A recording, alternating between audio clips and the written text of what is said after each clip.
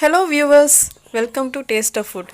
இன்னைக்கு திண்டுக்கல் மட்டன் பிரியாணி வேலு பிரியாணி ஸ்டைலில் எப்படி செய்யலாம்னு பார்க்கலாம். இந்த பிரியாணி நல்லா ப்ரௌன் கலரில் தான் இருக்கும். வாங்க எப்படி செய்யலாம்னு பார்க்கலாம். இந்த பிரியாணி seeraga அரிசியில் தான் செய்யணும். இந்த ரெசிபி நான் டிஸ்கிரிப்ஷன் பாக்ஸில் ஃபுல்லாக ஸ்டெப் பை ஸ்டெப் கொடுத்துருக்கேன் பாருங்கள். வேணு பிரியாணியில் என்ன ஸ்பெஷல்னா ரைஸ் ஒன்றோட ஒட்டி தான் இருக்கும், ஆனால் குழஞ்சிருக்காது. அதுதான் வேணு பிரியாணி ஸ்பெஷல். அப்புறம் இதில் நம்ம தக்காளி யூஸ் பண்ண மாட்டோம். இதுக்கு தேவையான பொருட்கள்: 1 கப் சின்ன வெங்காயம் இல்லைன்னா பெரிய வெங்காயம் எடுத்துக்கோங்க, 3 டேபிள் ஸ்பூன் தயிர், ஒரு லெமன், அதுக்கப்புறம் ஒரு 3 பச்சை மிளகா. காரம் உங்களுக்கு எவ்வளோ வேணுமோ அதுக்கு தகுந்த மாதிரி பச்சை மிளகா சேர்த்துக்கோங்க. இதுவும் நம்ம அரைச்சிடுவோம். அப்புறம் ஜிஞ்சர் கார்லிக் பேஸ்ட், புதினா, கொத்தமல்லி, இதுவும் நம்ம அரைச்சிருவோம். இந்த வேணு பிரியாணியில் என்ன ஸ்பெஷலாக நம்ம எல்லாமே அரைச்சி தான் செய்வோம். இது பிரியாணி மசாலா செய்கிறதுக்கான தேவையான பொருட்கள்.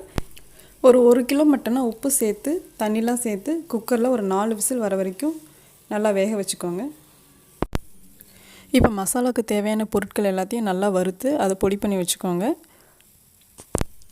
இந்த மாதிரி ஃப்ரெஷ்ஷாக பிரியாணி மசாலா ரெடி பண்ணி செஞ்சிங்கன்னா நல்லா ஃப்ளேவர்ஃபுல்லாக இருக்கும் பிரியாணி. அடுத்து நம்ம சீரக சம்பா அரிசியை ஒரு 10 to 15 மினிட்ஸ் ஊற வச்சுக்கலாம். நிறைய நேரம் ஊற வைக்க தேவையில்லை. நல்லா வாஷ் பண்ணிவிட்டு ஊற வச்சுக்கோங்க.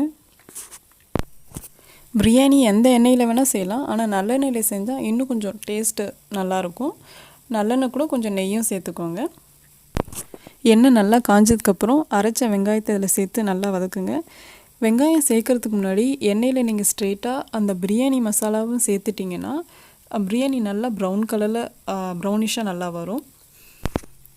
வெங்காயம் நல்லா பச்சை வாசனை போகிற அளவுக்கு நல்லா வதக்கிக்கோங்க. இந்த பிரியாணியோட ஸ்பெஷல் என்னென்னா எதுவுமே நம்ம முழுசாக சேர்க்க மாட்டோம். எல்லாமே நல்லா அரைச்சி தான் சேர்ப்போம். வெங்காயம் அரைச்சிக்கணும், இஞ்சி பூண்டு, பச்சை மிளகா, புதினா, கொத்தமல்லி, இது எல்லாமே நம்ம மிக்சியில் அரைச்சி தான் சேர்க்கணும்.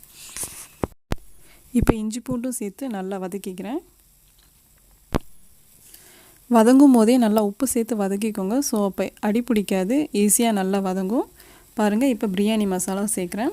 இந்த பிரியாணி மசாலா தான் நான் சொன்னேன். இதை நீங்கள் கொஞ்சம் முன்னாடியே சேர்த்தா நல்லா பிரியாணி நல்லா ப்ரௌனிஷாக நல்லா அட்ராக்டிவாக இருக்கும். இப்போ எல்லாத்தையும் நல்லா பச்சை வாசனை போகிற அளவுக்கு நல்லா வதக்கிக்கோங்க. நான் புதினா, கொத்தமல்லி கூடவே பச்சை மிளகாவும் சேர்த்து அரைச்சிக்கிட்டேன். உங்களுக்கு எவ்வளோ காரம் வேணுமோ அதுக்கு தகுந்த மாதிரி நீங்கள் பச்சை மிளகா சேர்த்துக்கோங்க. நம்ம இந்த பிரியாணியில் தக்காளிலாம் சேர்க்காதனால இந்த பிரியாணி ரெட் கலர்லலாம் இருக்காது, இந்த மாதிரி தான் இருக்கும்.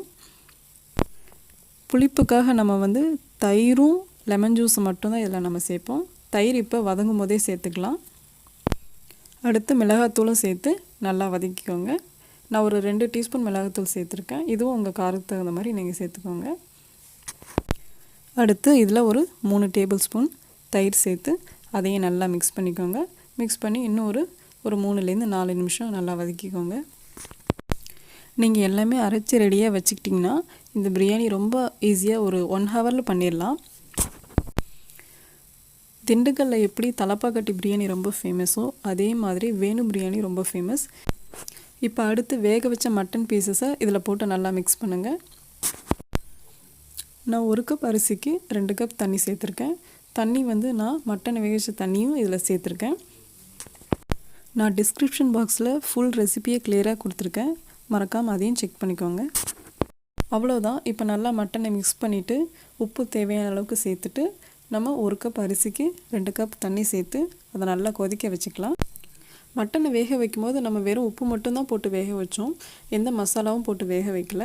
அதனால் இப்போ வேக வச்ச மட்டனை இந்த மசாலா கூட நல்லா மிக்ஸ் பண்ணுங்கள். ஒரு 5 மினிட்ஸ்க்கு மீடியம் ஃப்ளேமில் வச்சு நல்லா பொறுமையாக மிக்ஸ் பண்ணுங்கள்.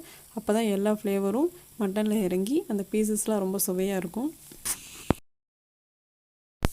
இப்போ எல்லாமே நல்லா மிக்ஸ் ஆகிடுச்சு. அடுத்து நம்ம அரிசிக்கு தேவையான தண்ணியை சேர்த்துக்கலாம். இப்போ நான் 4 கப் தண்ணி சேர்க்குறேன். இப்போ எல்லாம் சேர்ந்து நல்லா கொதி வரட்டும். கொதி வந்ததுக்கப்புறம் நம்ம அரிசி சேர்த்துக்கலாம்.